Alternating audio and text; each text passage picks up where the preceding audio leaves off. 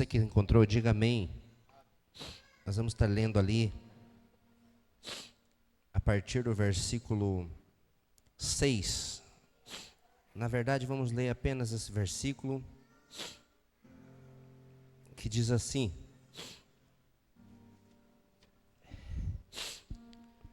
porque eu quero misericórdia e não sacrifícios, e o conhecimento de Deus, mais do que holocaustos. Sente adorando ao Senhor. Aleluia. Irmãos, eu quero aqui agradecer ao nosso pastor Gesiel, que nos fez o convite de estar ministrando a palavra do Senhor nesta noite. Quis o Senhor que nós estivéssemos reunidos na presença do Senhor. Eu creio que Deus tem preparado para mim e para a tua vida, é maravilhoso. Basta você abrir o seu coração e dizer: Senhor, fala comigo. Usa, Senhor, teu servo. Eu estou aqui na condição de servo do Senhor. Viemos aqui, o coração tranquilo, feliz por estar na presença do Senhor. Antes de externar, eu quero externar a gratidão pela vida dos meus amigos, irmãos que nos dão a honra nesta noite, e apresentá-los, né? Pastor Julian, sua família, nem é mais visitante, é quase nosso, né, irmão Julian? Já veio várias vezes aqui, e é sempre um prazer recebê-los aqui, né? Tenha também o nosso irmão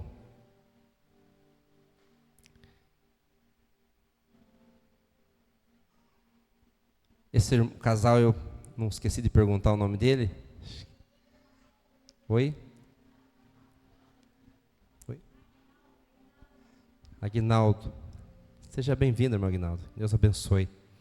Eu estava tentando lembrar se da outra vez, se eu tinha visto o irmão outra vez, mas acho que não lembro. Primeira vez, né? Sejam bem-vindos. Já teve mais vezes? Acho que é a primeira vez que eu vi os irmãos aqui. Mas de qualquer forma, sejam bem-vindos. Sempre a casa do Senhor. E também ali tem o irmão Léo, irmão Leonardo, né? Com a sua família. Acertei, irmão Leonardo? Eu sou ruim com nomes, né? O menininho eu lembrei o nome, Theo. Mas a irmã já esqueci. Eu não anotei. Kemily. Irmã Kemily, né? Eles são proprietários do salão de beleza, ali próximo ao JS. E prove Deus que eles estivessem nesta noite aqui. E estou muito feliz, né? Ele deu um emprego para o meu filho, o Enzo está trabalhando com ele lá. Estamos muito felizes na presença dos irmãos. E agradecer a presença de todos os irmãos. Neste sábado você poderia estar em outro lugar, mas você escolheu estar na casa do Senhor. Amém? São essas palavras. Agradecer o pessoal da mídia que se preocupou em vir, né, gravar hoje. Simples pregador na palavra de Deus. Então, eu externo minha gratidão também aos irmãos. Estão lá eles. Deus abençoe. Irmãos, esse texto aqui eu tive, por vezes, analisando, e é uma situação que ocorre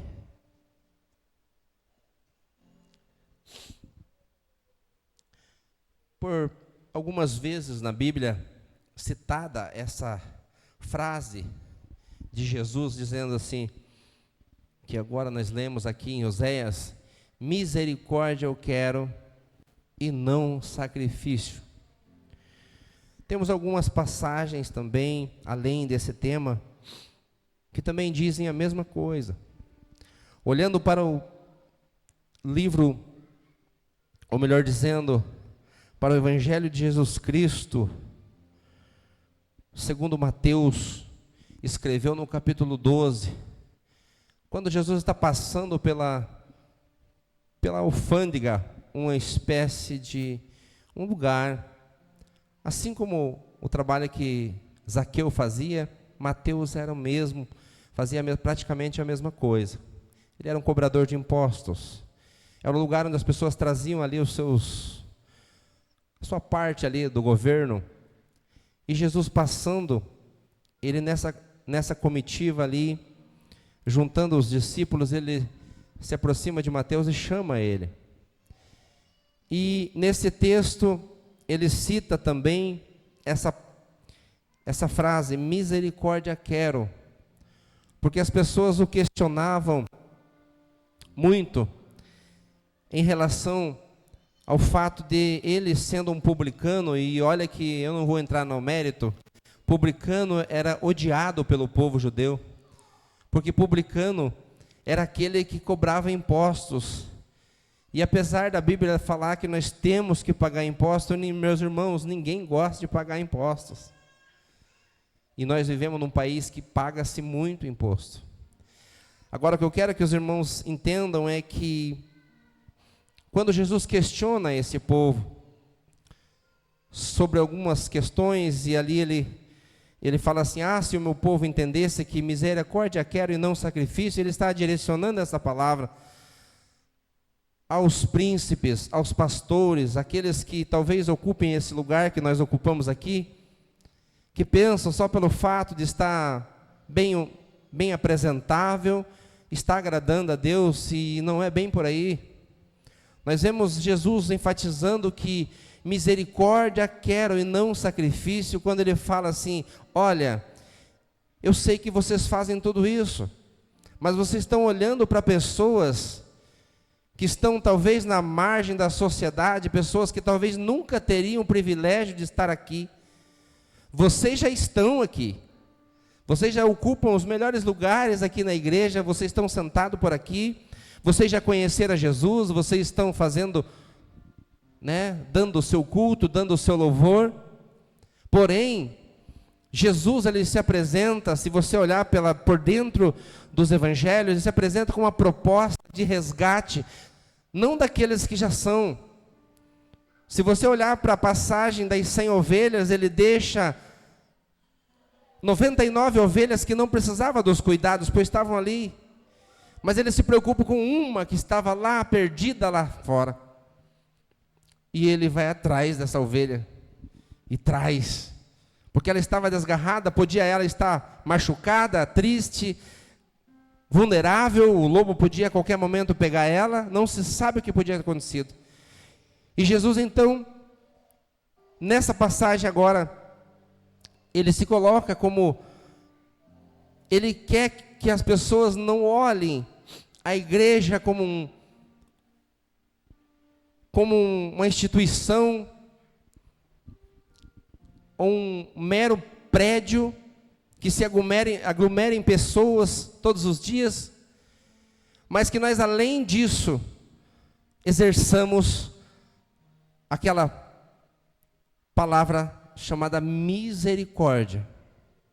Porque, se você olhar no capítulo 5 de Mateus, ele vem falando sobre as bem-aventuranças, e dentre as bem-aventuranças, uma das citações, ele diz, bem-aventurado os misericordiosos, porque eles alcançarão misericórdia.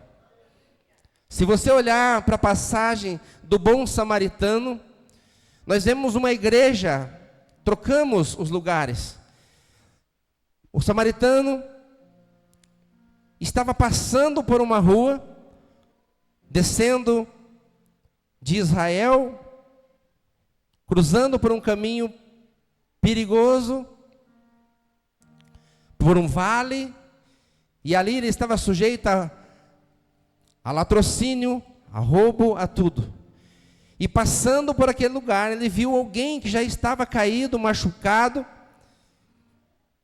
tinha sido roubado, tinha sido levado todos os seus bens, E ali numa atitude inesperada, inesperada eu digo porque os samaritanos eram pessoas praticamente esquecidas, deixadas de lado. Havia uma birra, uma briga muito grande entre os judeus e os samaritanos. Por questões, não vamos entrar no mérito da divisão das tribos, ficou aquela briga desde então. Só que o que eu quero que os irmãos entendam, porque nós devemos exercer misericórdia, porque nós temos um exemplo aqui, e Jesus faz questão de levantar essas parábolas, para nos alertar e nos trazer a mensagem de que como eu estou sendo no dia de hoje, como que eu estou levando a minha vida, que tipo de crente eu estou sendo, será que eu estou exercendo o meu papel de misericordioso? E Jesus, olhando para aquela passagem bíblica, quando ele faz a citação nessa parábola, que vinha vindo ali um certo samaritano, não se fala muito, só um samaritano, vocês conhecem a Bíblia, e nessa passagem nós vemos que esse samaritano passou e viu essa pessoa. O texto diz que ele estava quase morto. E esse samaritano, ele não hesitou em parar, em prestar um suporte para aquele homem, não sabendo se era da turma dele, se era do povo dele, não, a Bíblia não fala. Ele simplesmente parou a sua vida, desceu do seu animal, do seu cavalo, prestou socorro, conduziu aquele homem, pegou aquele homem, colocou, talvez aquele homem estava sem roupas, todo machucado, já foi roubado, tiraram tudo que ele tinha.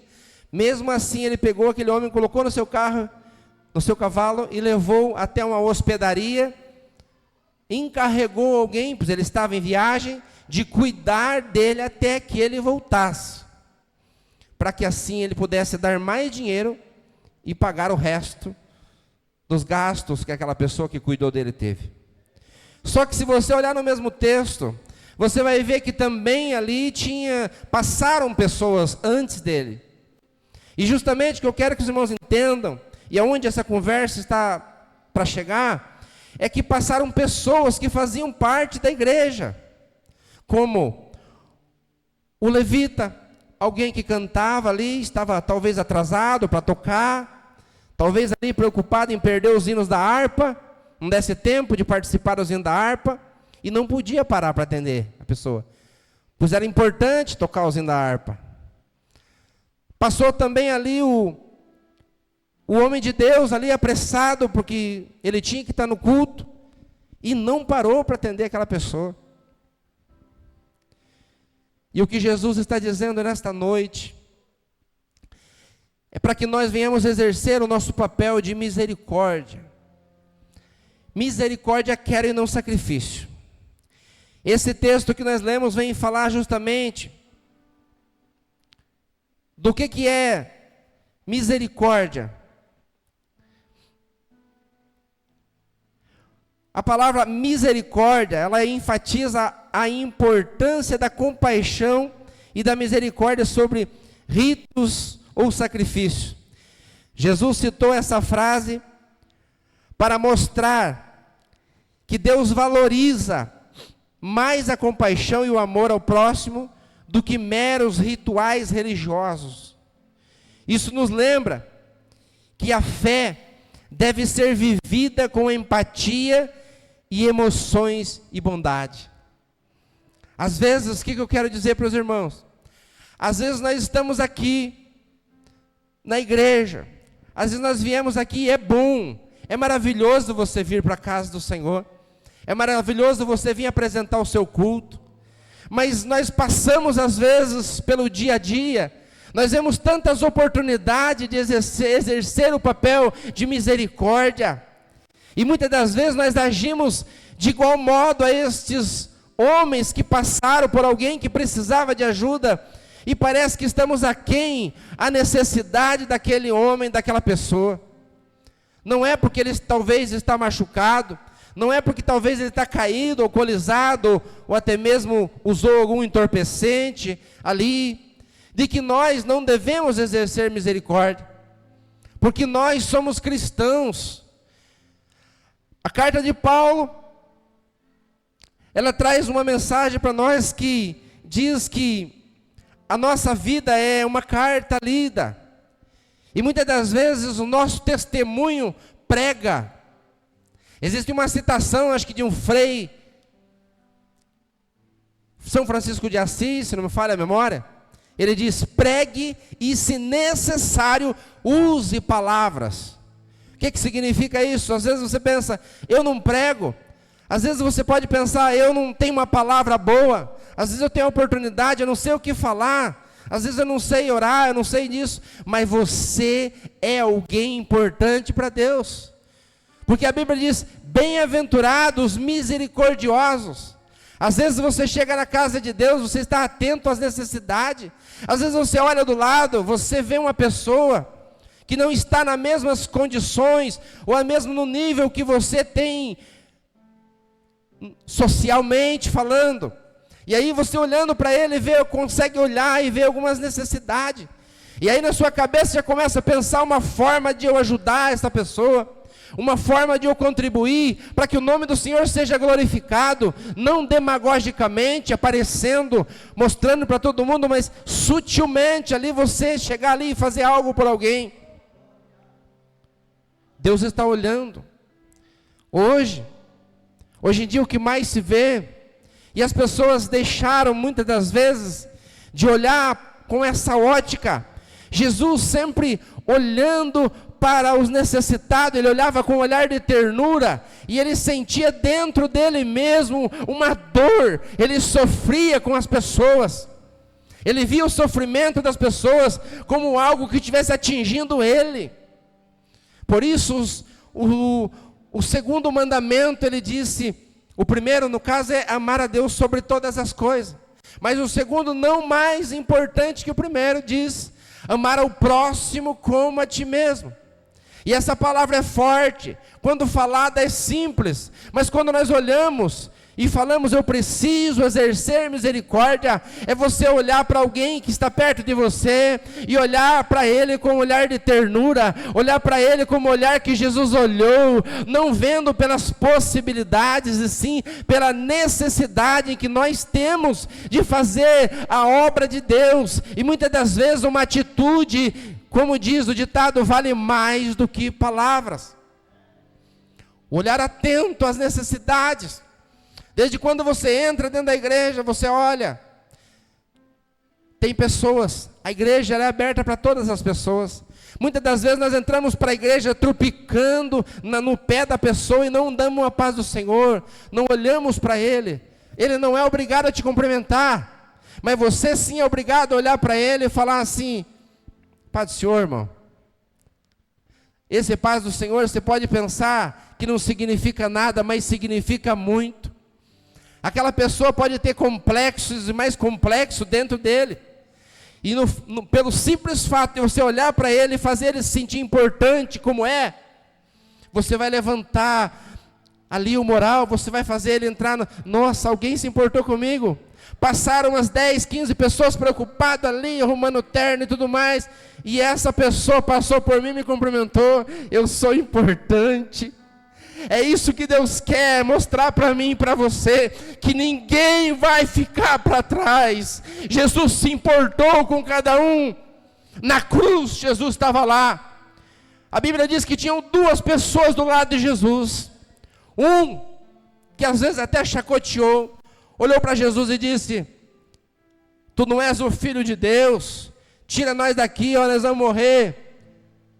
O outro olhou para ele e falou: você não sabe o que você fala, não fale isso. Este homem não merece estar aí, nós dois merecemos, você sabe disso. Nós cometemos pecados, é justo que nós paguemos pelos nossos crimes, mas está diante de nós uma pessoa que não fez mal nenhum, muito pelo contrário, só fez o bem, curou, ressuscitou, fez o bem, hoje está sendo crucificado, simplesmente por uma ideologia, um fanatismo religioso, está ali, hoje vai ser pregado, mas é preciso E Jesus ali dá a sua vida. Só que antes disso, olhando para dentro do coração daqueles 2 bandidos, porque Jesus tinha a condição que eu e você não tem, que é olhar para dentro do coração de uma pessoa e ver que aqui ele está falando a verdade, que ele está sendo sincero, que ele não muda a postura dele, em detrimento do que ele está passando, em detrimento das injúrias, do que as pessoas falam dele, do que as pessoas dizem sobre você. Ele olha para dentro do teu coração e olhou para aquele homem e disse: hoje mesmo. Daí, enquanto o homem falou: Jesus, Senhor, lembra-te de mim, quando entrares no teu reino. Ele falou isso para Jesus porque ele creu de coração. Ele sabia que, digamos que ele fez um resumo de toda a sua vida, todas as passagens, todos os erros, todos os acertos, desacertos, mas ele chega na conclusão de que, se eu tivesse mais uns 20, 30 anos para poder congregar, para fazer aquilo que Jesus mandou fazer a vontade de Deus, ir para a igreja, dobrar meu joelho ali, orar uns 10 minutos, cumprimentar o irmão na igreja, viver na sociedade dando exemplo. Se eu tivesse, mas não tinha mais tempo. Eles iam morrer naquele dia, porque ninguém conseguia passar mais do que um dia na cruz. A situação era tão complicada, e a dor era tão intensa, a pressão nos pulmões, os braços ali, a dor era tão terrível que a pessoa não conseguia ficar. E Jesus olhando para ele, depois do pedido: Senhor, lembra-te de mim, de quando entrares no teu reino. Jesus olhando para ele diz: hoje mesmo você estará comigo no paraíso. Olha que palavra, meus irmãos. Nós estamos tratando um tema aqui, que Jesus ele quer misericórdia. Talvez nós vivemos num mundo que está vivendo uma frenética, onde tudo tem que acontecer, é agora, não é depois. Eu não posso deixar escapar essa oportunidade. E nós não olhamos para Jesus, nós não olhamos para o que Ele quer. E muitas pessoas vão chegar perante Jesus, porque a Bíblia diz que todos terão que se colocar perante o tribunal de Cristo. E muitas pessoas não vão ter o que apresentar para Jesus, por causa dessa ótica em que o mundo está nos impulsionando a viver. Nós deixamos de ouvir a palavra de Deus e começando a ouvir sermões de homens frios, pessoas que não têm sentimento, não sabe viver, não sabe colocar na presença de Deus, não sabe pedir a direção de Deus. Pessoas que estão pregando um evangelho que as pessoas querem ouvir, e não aquilo que vai de encontro às necessidades, os desejos, os desígnios de Deus. E o que Deus está dizendo nesta noite é que Ele quer misericórdia e não sacrifício. Existem pessoas que fazem sacrifício, meus irmãos. Existem pessoas que fazem até demais. Existem pessoas que chegam num dia, chamam para ir no culto. Ele olha para a pessoa e fala: não vou hoje de novo não. Nossa, eu tenho ido demais na igreja. Eu tenho feito isso, eu faço isso. O pastor não vai ligar, porque eu faço isso, faço aquilo, então está tudo bem. Só que naquele dia que você deixou de ir, talvez você poderia ter feito algo por alguém. Teria enxergado uma situação onde você poderia ser útil. E são tantas oportunidades que nós temos. Às vezes nós olhamos pela vida egocentricamente, dentro de um canudo, olhamos só para aquilo que nós queremos olhar, e não vemos as necessidades. E aí, para encerrar, eu quero entrar nesta parte que misericórdia eu quero. Eu quero que você seja um crente. Eu quero que você venha para a igreja. Eu quero que você venha entregar o seu louvor, a sua adoração. Mas não perca a oportunidade de exercer misericórdia. E aqui nós aprendemos muito com o samaritano. O samaritano não tinha compromisso nenhum em ajudar aquela pessoa, mas aquele homem tinha um coração segundo o coração que Deus ama. Ele olhou a necessidade e não pensou duas vezes em ajudar. E você não vê mais o nome dele citado em nenhum lugar, a não ser lá nos anais da história, que para sempre vai ser citada essa citação de alguém que nem nome tem, mas que exerceu misericórdia. E Jesus está dizendo nesta noite: olha para dentro de você o que precisa ser mudado. Qual que é a ótica? Qual que é o crente? Que tipo de pessoas eu tenho sido? Qual que é a imagem que eu tenho passado para os irmãos? Para as pessoas que no meu convívio social? Será que esse amor, esta sinceridade, ela tem chegado aos corações? Ela tem surtido efeito no plano de resgate, no plano de regeneração do homem? Porque Jesus está dizendo aqui, eu não vou entrar no mérito, senão o tempo não vai dar. Jesus, ele foi nos lugares áridos, nos lugares difíceis, por uma pessoa. Você imagine a distância que Jesus percorreu para sair fora do país, para que lá encontrasse um gadareno, alguém endemoniado que assombrava toda a cidade, fazia escarcéis, morava no cemitério, comia restos de defunto, um endemoniado com uma legião de demônio no corpo, e ele sai, deixa uma área e vai para aquele lugar. Mas ele tinha um propósito naquele lugar. Ele queria restaurar aquele homem. Ele queria restituir aquele que um dia nasceu e não nasceu daquela forma. Olha a ótica de Jesus. Às vezes nós olhamos para alguém que está na margem da sociedade, que ninguém dá nada para ele. Mas eu te digo, ele não nasceu assim. Ele se tornou isso, porque as coisas aconteceram na vida dele, e foi acontecendo. A Bíblia diz que um abismo chama outro abismo, e talvez ele chegou numa situação que não tem mais jeito. Mas Jesus, nessa situação, ele se apresenta como alguém que pode mudar a vida. E a vida do gadareno, ela foi mudada naquele dia. Tanto que ao final ele disse, eu quero ir com você, eu quero te acompanhar, Jesus. E Jesus olhando para ele, falou, não, eu não vim. Eu não andei tanto tempo, né? Para curar você, para libertar você, para você me acompanhar. Em outras palavras, para isso eu já tenho pessoas. Mas eu vim para que todos que te conheciam da forma que você era, vejam que esse Deus pode mudar. Quando Jesus opera, quando Jesus entra, ele causa diferença. E aquele homem foi liberto. Os demônios foram embora. E ele começou a pregar a palavra naquele lugar. E todos que ouviram, você tem dúvida de que ele pregou e almas se converteram? Eu não tenho. Porque Deus faz isso. Zaqueu, outro publicano, como Mateus, nós lemos aqui, também era um cobrador de impostos. A Bíblia diz que ele era ganancioso. Era alguém que gostava de ostentar na sociedade. Tinha ali, com certeza, a sua melhor casa da cidade. Digamos, se fosse nos dias de hoje, teria o melhor carro.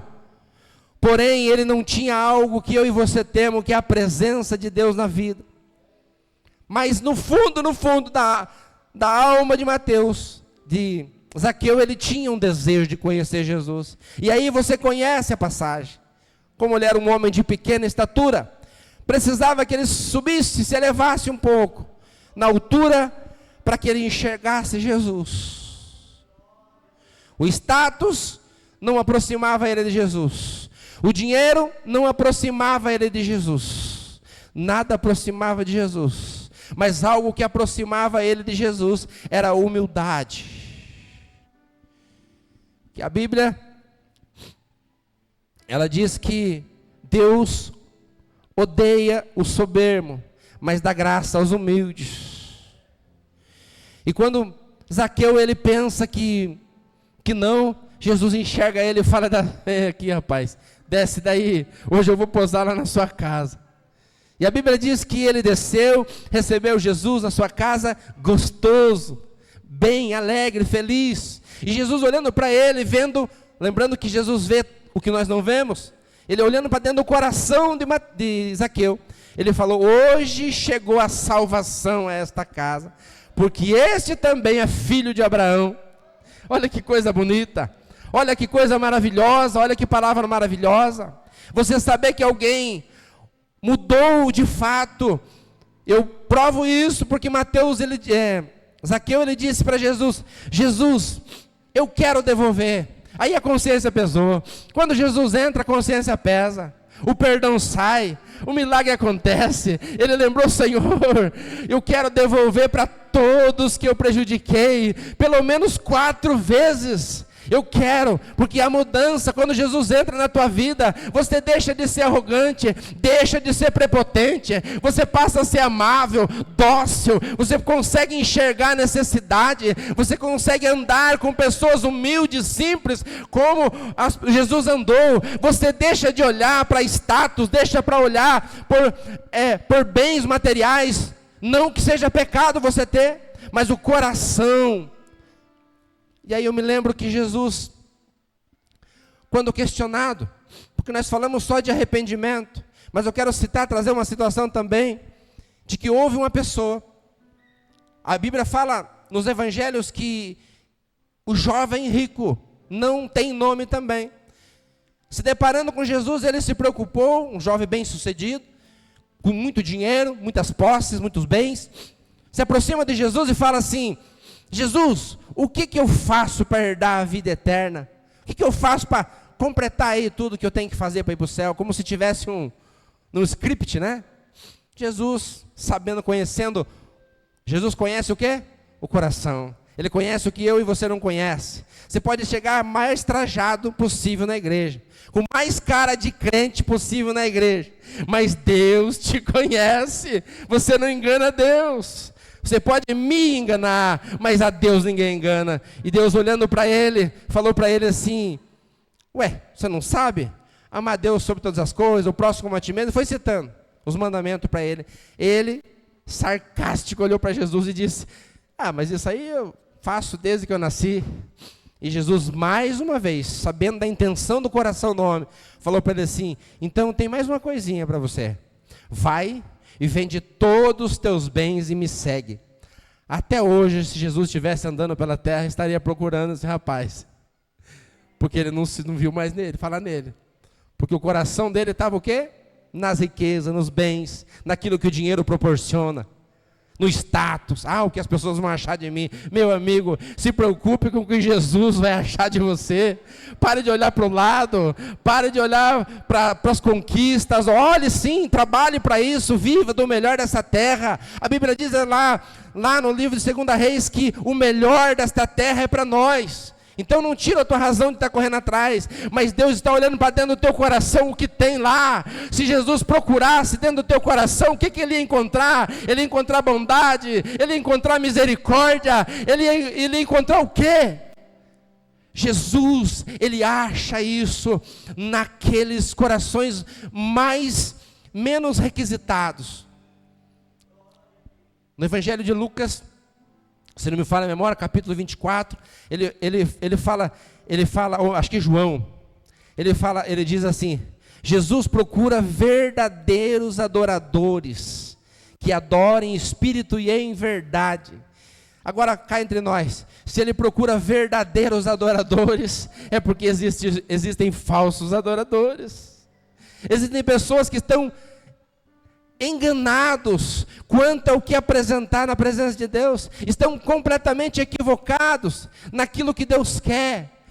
Jesus, ele disse: eu quero misericórdia, eu não quero sacrifício. Às vezes a pessoa faz o maior sacrifício, gasta dinheiro, faz isso, faz aquilo para agradar a Deus, sendo que o que agradaria a Deus é o teu olhar atento às necessidades da igreja, é as necessidades do mais próximo, o mais necessitado, é alguém que precisaria da tua ajuda e você sai correndo da igreja, você não tem nenhum tempo para cumprimentar o irmão, ou às vezes cumprimenta aqueles que nem precisam cumprimentar, mas aquele que precisa ser amado, o rejeitado, aquele que ninguém daria nada, nem quer estar junto com ele. Jesus andou com essas pessoas. Por que o texto aqui do capítulo 9, versículo 9 vai dizer que Jesus estava passando, ou melhor, versículo 12 diz bem assim, vou ter que ler aqui para não perder o fio da meada. Jesus, porém, ouvindo, disse: não necessitam, estou lendo aqui o capítulo 9, versículo 12. Jesus, porém, ouvindo, disse, de Mateus, Não necessitam de médico os são, mas sim os doentes. E aprendei o que significa misericórdia quero, e não sacrifício, pois eu não vim para chamar os justos, mas os pecadores ao arrependimento. Como que eu vou pregar para alguém que está lá na margem da sociedade, se eu não vou lá na margem da sociedade, se eu não me disponibilizo em ouvir uma pessoa, alguém de idade ali, que está ali precisando de ajuda, às vezes uma conversa, às vezes muda toda uma trajetória de vida, mas eu passo como ali os homens que passaram e viram aquele corpo no chão e não quiseram fazer caso algum. Jesus passou por isso, e isso é difícil. Olha Jesus lá no capítulo 53 do profeta Isaías, ele escreve que Jesus foi desprezado, cuspido, ele foi chacoteado, ninguém fazia dele caso algum, ninguém dava mínima para quem ele era. Só que dentro dele tinha amor, tinha ternura. Ele veio se entregar, ele veio morrer para que você tenha salvação, para que você tenha o privilégio de um dia estar com ele. Só que ele deu um tempo chamado vida para você, para que você venha se entregar para ele, para que você venha colocar a sua vida em dia, para que você venha colocar a sua casa em dia. E aí eu venho outra citação. Ezequias foi um rei, e Ezequias tinha um problema. Ezequias não tinha um filho para suceder o seu reino. E aí, a Bíblia diz que um dia, numa visita de Isaías na casa dele, ele teve que entregar aquilo que Deus mandou ele entregar. Falou assim: olha Ezequias, você vai morrer. Essa doença que você tem aí é para a morte, você vai morrer. E ele, pelo que ele tinha feito ao longo da história, ele ele virou a cabeça dele para o canto, o profeta foi embora, e ele chorou. Como quem queria dizer assim: Senhor, eu contribuí, Senhor, eu fiz tudo o que tinha que fazer, nunca me desviei da tua presença. Lá nos ataques dos reis maus, eu clamei a ti e o Senhor me deu vitória. Tudo eu venci, porque eu fui obediente a ti, o Senhor sabe disso. Mas agora assim do nada eu vou morrer. E aí Deus manda o profeta voltar, não tinha nem saído do pátio. Voltou e falou: olha, Deus está te dando mais 15 anos de vida, mas com um propósito: coloca a tua casa em ordem. Que significa, o ministério dele ia encerrar ali, não tinha sucessor, mas Deus deu o privilégio para ele, que ali viesse mais um filho, e veio. O filho dele veio ser o sucessor. E ali nós vemos o que Deus preparou para ele, deu para ele mais um privilégio de continuar ali o seu reinado, passando para o seu filho. Eu acho que não tem prazer maior para um pai saber que ele viveu a sua vida e ele entregou ali, né, a continuidade, seja o ministerial. Por isso nós trazemos nossas famílias para a igreja. Por isso nós somos testemunho para nossos filhos. Por isso nós fazemos de tudo para trazer. Porque nós imaginamos aqui num púlpito, talvez, o teu filho pregando, a tua filha louvando, sabe, te adorando. E aí Deus manda ele: arruma a tua casa. E eu encerro esta mensagem nesta noite. Você precisa consertar a tua casa. Você precisa olhar para Deus e fazer a seguinte pergunta: Pai, o que eu preciso mudar? Isso significa humildade. Não achar que está tudo certo, está tudo coerente para mim, está tudo bem, não precisa nada mudar. Às vezes eu preciso olhar para dentro de mim e admitir que eu tenho falhas, que eu sou falho, eu sou pecador. Enquanto terreno, eu vou ser pecador, eu vou ter falhas na minha vida. Mas existe um Deus que, assim como o bandido da cruz citado, tem prazer em perdoar, em zerar a vida, em dar a vida de volta. Ezequias estava ali com seus dias, né, limitados, mas Deus acrescentou mais dias de vida sobre a sua vida. Eu queria